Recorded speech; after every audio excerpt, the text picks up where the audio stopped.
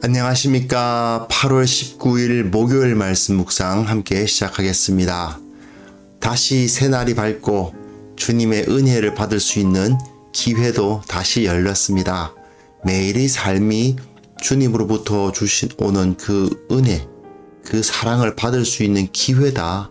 오늘 다시 한번 주님의 능력을 보고 오늘 다시 한번 주께서 살아계심을 확인할 수 있겠다라는 그런 기대, 우리 삶 가운데 넘쳐나기를 바랍니다. 이 시간 로마서 6장 12절부터 23절까지 말씀을 함께 보면서요.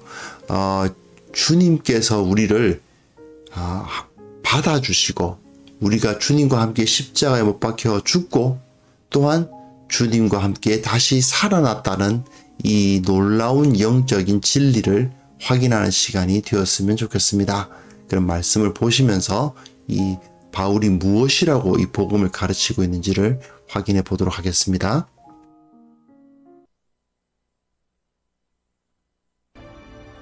그러므로 너희는 죄가 너희 죽을 몸을 지배하지 못하게 하여 몸의 사욕에 순종하지 말고 또한 너희 지체를 불의의 무기로 죄에게 내주지 말고 오직 너희 자신을 죽은 자 가운데서 다시 살아난 자같이 하나님께 드리며 너희 지체를 의의 무기로 하나님께 드리라. 죄가 너희를 주장하지 못하리니 이는 너희가 법 아래 있지 아니하고 은혜 아래 있습니다. 그런즉 어찌하리요? 우리가 법 아래 있지 아니하고 은혜 아래 있으니 죄를 지으리요? 그럴 수 없느니라. 너희 자신을 종으로 내주어 누구에게 순종하든지 그 순종함을 받는 자의 종이 되는 줄을 너희가 알지 못하느냐? 혹은 죄의 종으로 사망에 이르고 혹은 순종의 종으로 의에 이르느니라. 하나님께 감사하리로다. 너희가 본래 죄의 종이더니 너희에게 전하여 준 바 교훈의 본을 마음으로 순종하여 죄로부터 해방되어 의에게 종이 되었느니라. 너희 육신이 연약하므로 내가 사람의 예대로 말하노니 전에 너희가 너희 지체를 부정과 불법에 내주어 불법에 이른 것 같이 이제는 너희 지체를 의에게 종으로 내주어 거룩함에 이르라. 너희가 죄의 종이 되었을 때는 의에 대하여 자유로웠느니라. 너희가 그때 무슨 열매를 얻었느냐? 이제는 너희가 그 일을 부끄러워하나니 이는 그 마지막이 사망입니다. 그러나 이제는 너희가 죄로부터 해방되고 하나님께 종이 되어 거룩함에 이르는 열매를 맺었으니 그 마지막은 영생이라. 죄의 삭은 사망이요 하나님의 은사는 그리스도 예수 우리 주 안에 있는 영생입니다.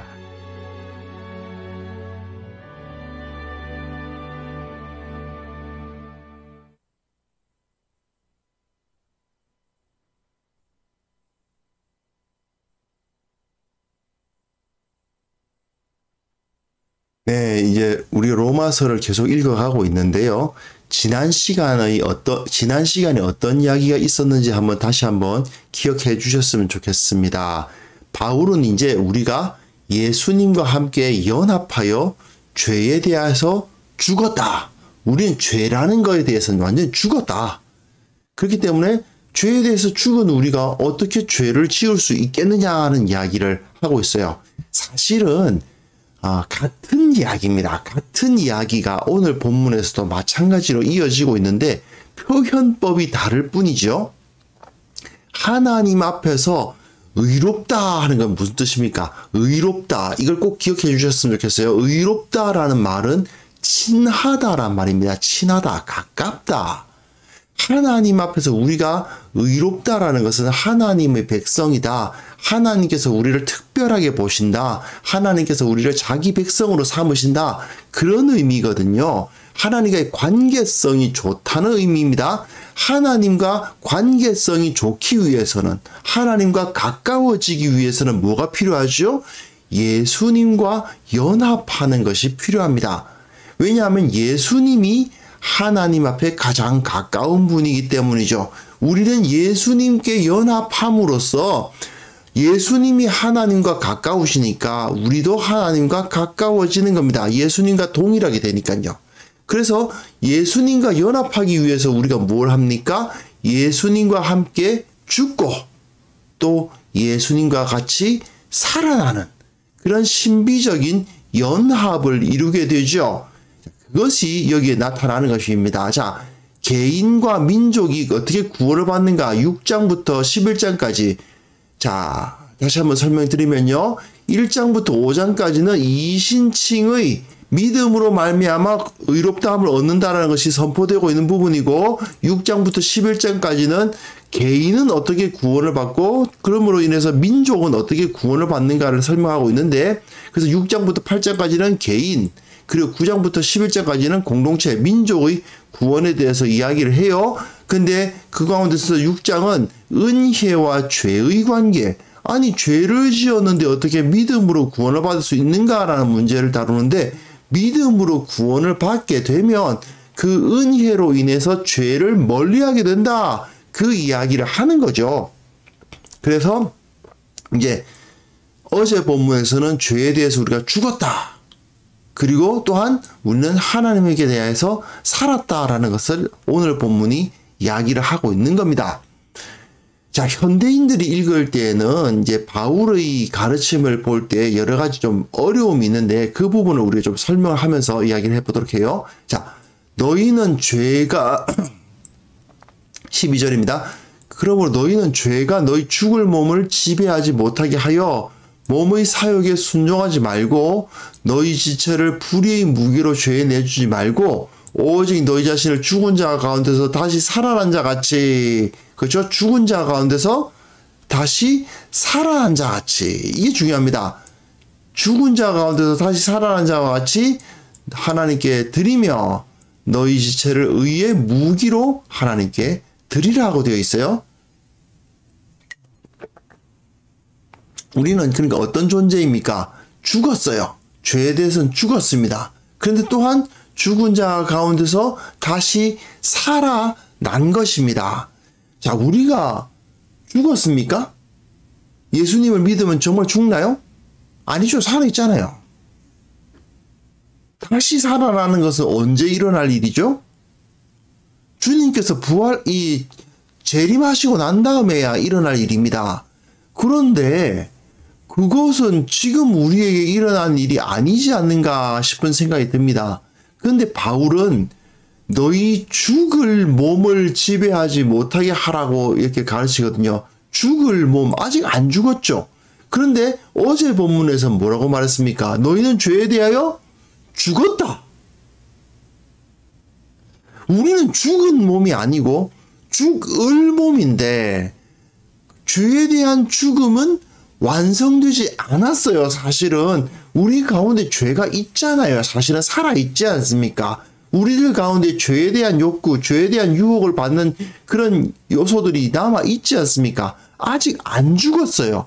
그럼에도 불구하고 바울은 죽었다라고 이야기하면서 또 죽을 몸이라고 이야기해요. 그러니까 현대인들이 읽기에는 바울이 좀 헷갈리는 거 아니냐, 이거 말을 왜 이렇게 쓰냐, 그런 생각이 드는 것은 사실입니다. 현재와 미래가 혼재되어 있는 것 같은 느낌이 들죠.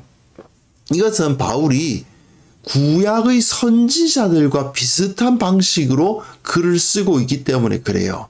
구약의 선지자는 지금 현재 일어날 일과 먼 미래에 일어날 일을 마치 한꺼번에 일어나는 것인 양 기록하는 경향이 있습니다. 그걸 이제 마치 먼 산을 내다볼 때 보면 가까운 산과 먼 산이 그 거리 차이가 잘 느껴지지 않잖아요. 그냥 한 번에 하나의 그림처럼 그려지지 않습니까? 마찬가지로 시점의 혼란이 있는 것 같은 느낌이 들어요.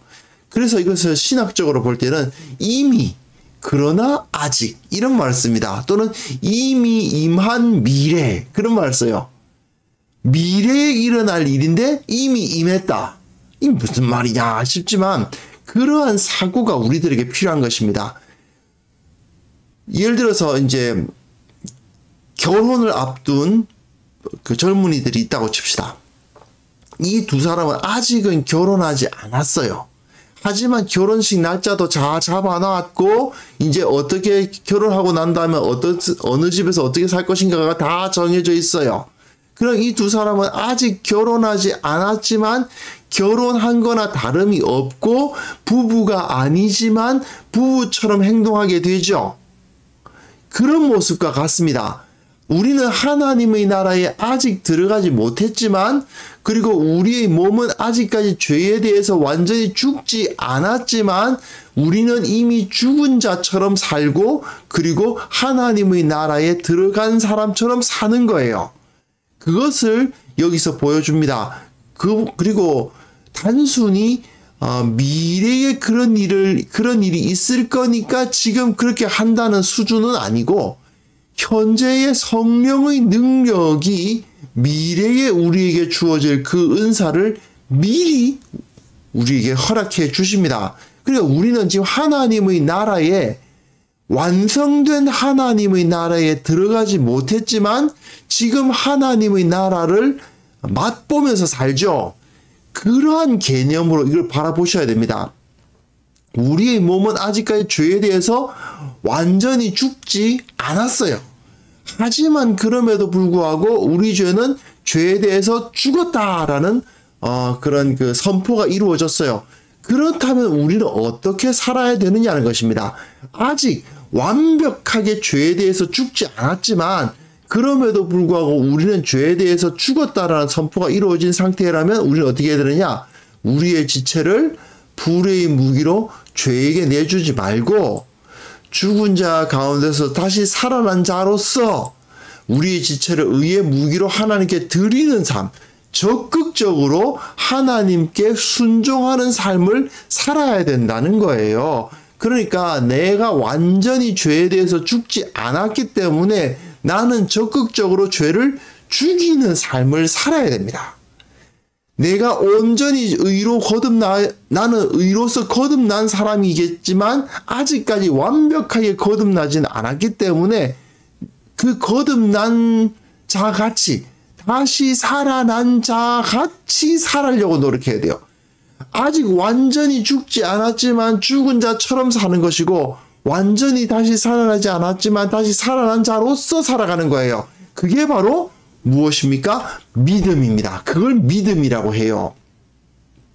믿음이란 내가 아직 영적으로 완벽해지지 않았지만 완벽해진 사람인 것처럼 살려고 최선의 노력을 다하는 것. 그걸 믿음이라고 합니다. 마음으로 나는 믿는다. 난 예수님이 돌아가신 것을 믿고 다시 살아나신 것을 믿어. 라고 말하는 게 아니에요. 믿음이란 것은 그 예수 그리스도의 죽으심이 나의 죽음이 되고 또한 예수님의 다시 사심이 나의 다시 삶이 된다라고 선포하고 예수님이 죽으신 것처럼 나도 죽은 자로서 살고 예수님이 다시 살아나신 것처럼 나도 다시 살아난 자로서 사는 거예요. 그게 바로 그리스도인으로서의 삶, 곧 믿음의 삶입니다. 우리가 믿는다고 했을 때에는 하나님을 믿는다, 예수 그리스도를 믿는다라고 했을 때에는 예수님처럼 살다가 예수님처럼 죽고 그리고 또한 예수님처럼 다시 살아날 것을 믿고 그렇게 행동하는 거예요. 그걸 믿음이라고 합니다. 그 믿음이 우리 가운데 나타난다는 거죠. 그렇게 했을 때 죄가 우리를 주장할 수가 없습니다. 왜요? 법 아래 있지 아니하고 은혜 아래 있게 되거든요. 이거 하면 되고 이건 하면 안 되고 이건 하면 되고 이건 하면 안 되고 하는 것을 규정을 일일이 지키는 게 아니라 우리가 완전히 하나님의 은혜 가운데 들어가 버렸어요. 하나님의 거룩한 자가 되어버렸어요. 어떤 1번, 2번, 제1조, 제2조, 제3조 하면서 그 일일이 지켜가면서 사는 게 아니라 우리가 이미 은혜 아래 있는 사람으로서 살아가기 때문에 법을 굳이 일일이 외우지 않아도 그 법을 온전히 이루는 삶을 살아가기 때문에 그렇죠. 그게 바로 법 아래 있지 아니하고 은혜 아래 있다는 거예요. 그러니 죄를 지을 수가 없지요.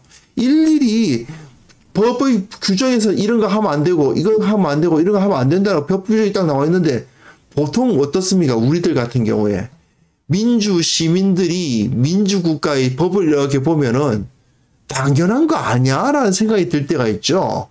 그 법을 잘 몰라도 이런 거 하면 안 되고 이런 거 하면 안 된다라고 쓰여 있는 법을 잘 몰라도 당연히 그렇게 안 사는 경우가 많지 않습니까? 질서를 지켜야 되고 뭐 이렇게 해야 된다고 이야기하면 당연히 그렇게 살아야 된다고 생각하고 그렇게 살아왔죠.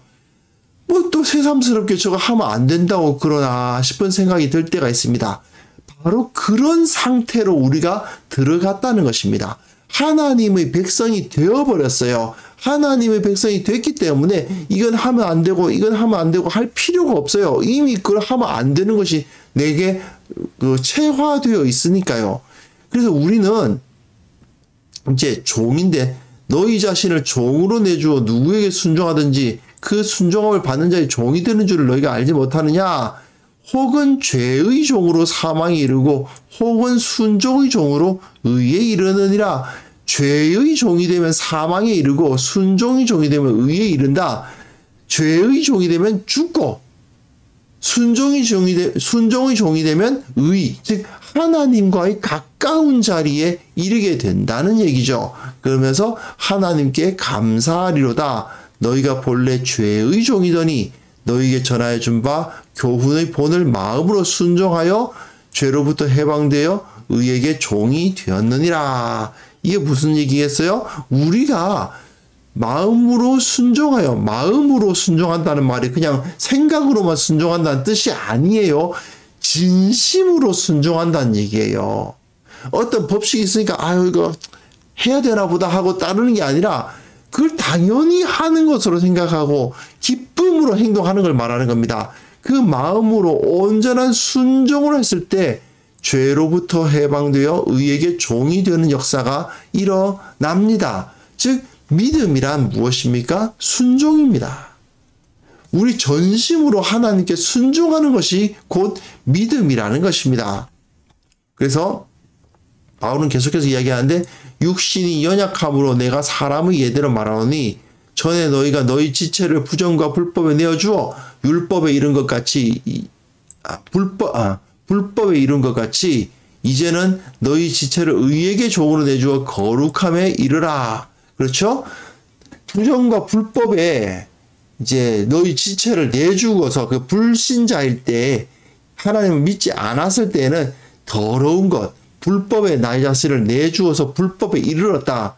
이제는 너희 지체를 너희 몸의 행동을 지체라는 것은 우리 몸을 말하는 겁니다. 우리 몸을 의에게 종으로 내주어 거룩함에 이르라고 되어 있어요. 자, 신앙생활은 생각으로 하는 게 아닙니다. 우리 지체로 해요. 지체가 뭐죠? 지체? 다시 한번요. 지체가 뭡니까? 우리 몸뚱아리 말하는 거예요. 우리 몸뚱아리, 손과 발. 이거를 어디에 내줘요? 의에게 종으로 내줘요. 즉 신앙생활은 생각으로 하는 게 아니라 손과 발로 신앙생활 하는 겁니다. 믿음 생활은 우리 몸으로 하는 거예요. 그래서 우리가 죄의 종이 되었을 때는 의에 대해서 자유로웠는데 그때에 어떤 열매를 얻었느냐? 네, 지금은 그 일이 부끄럽지? 마지막이 사망입니다. 그 마지막은 사망이거든. 너희들이 과거에 죄지었던 거 생각해봐. 너희의 행동이 죄의 종이 되었을 때 완전히 어떤 열매도 얻지 못하고 사망의 열매만 얻었던 거 아니냐? 그거 기억 안 나냐? 이렇게 가르치는 겁니다. 그러나 이제는 뭐예요? 그러나 이제는 너희가 죄로부터 해방되었다. 하나님의 종이 되었다. 그래서 거룩함에 이르는 열매를 얻었다. 그 마지막은 영원한 생명이다. 이렇게 선언을 하죠. 그러니까 우리는 결국 무엇입니까? 이제 우리의 삶이 우리의 몸과 우리의 팔다리로 하는 이 실제의 삶 말입니다. 실제의 행동이 죄로부터 떠나서 하나님께 종이 되는 삶을 사는 거죠. 그래서 거룩함에 이르는 열매를 맺는다는 말입니다. 그렇게 했을 때 마지막에 영생을 누릴 수가 있다 하는 것입니다. 그래서 죄의 삭은 사망이요 하나님의 은사는 그리스도 예수 우리 주 안에 있는 영생이니라. 그렇게 되어 있죠. 죄를 지으면 결국 사망에 이를 수밖에 없다. 믿는데 죄를 짓는다? 이건 사실 생각할 수 없는 거다라고 이야기했죠. 왜요? 죄의 삭은 사망이기 때문에. 믿음을 가지는데도 불구하고 죄를 떠나지 않는다는 것은 있을 수 없는 일입니다. 그러나 하나님의 은사는 영생이다. 하나님께서 우리에게 베풀어 주신 것은 영원한 생명인데 그리스도 예수 우리 주 안에 있다. 그리스도 예수 우리 주 안에 있는 영생이죠. 그럼 그리스도 예수 우리 주 안에 있기 위해서는 어떻게 해야 됩니까? 그리스도 예수와 연합해야 됩니다.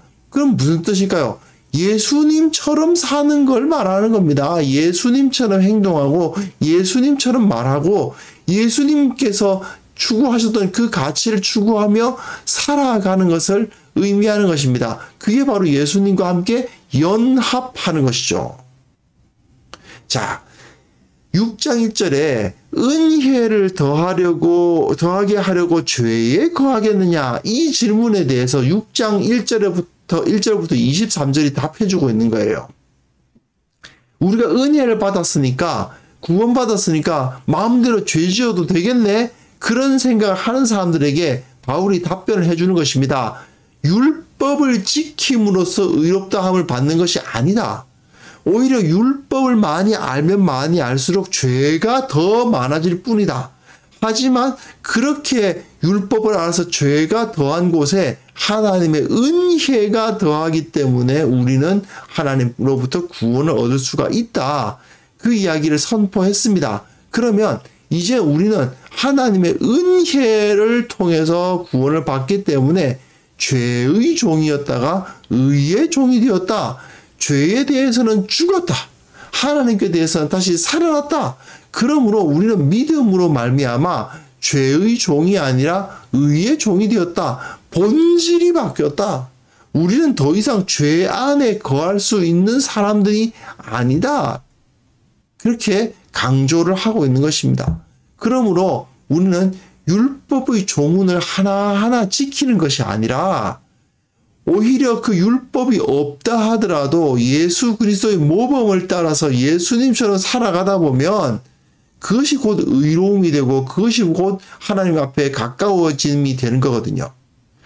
우리의 행동으로서 우리의 신앙생활을 해나갈 때 우리의 믿음을 우리의 팔과 다리로 증명해 나갈 때 우리는 영원한 생명을 얻을 수 있다는 것입니다. 결국 구원에 이르는 믿음이라는 것은 예수 그리스도로 말미암아 주어진 가르침에 순종하는 것이고 의의 종으로서 의의 길을 따라서 실천하며 살아가는 것이라는 사실을 다시 한번 확인할 수 있는 것이죠. 즉 여기서 분명하게 드러나는 것 믿음이란 단순히 내가 마음속에 자기 최면 거는 것이 아니다. 나는 믿는다 그런 소리 하는 것이 아니다.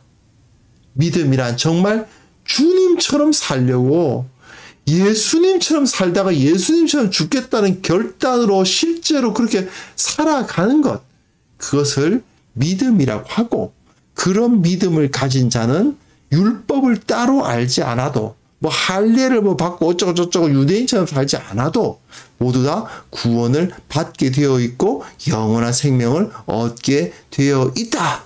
이것이 바로 로마서 6장의 가르침이라고 할 수 있겠습니다. 자, 우리가 이 시간 같이 이런 기도를 할 수 있었으면 좋겠어요. 거짓 믿음이 아니고 내 삶으로 나타나는 믿음, 죄의 종으로서 살지 아니하고 예수 그리스도와 함께 연합하여서 주님처럼 죽고 주님처럼 살겠다는 그 결단으로 우리가 의의 종으로서 살아가게 하여 주옵소서. 이 땅의 모든 성도들이 이 바른 은혜, 이 바른 믿음을 소유하게 해주시고 거짓된 믿음에 대한 가르침이 사라지게 하여 주시고 참된 믿음으로서 이 세상에 나아가는 참된 그리스도인들이 가득하게 하옵소서. 이 시간 함께 기도하겠습니다.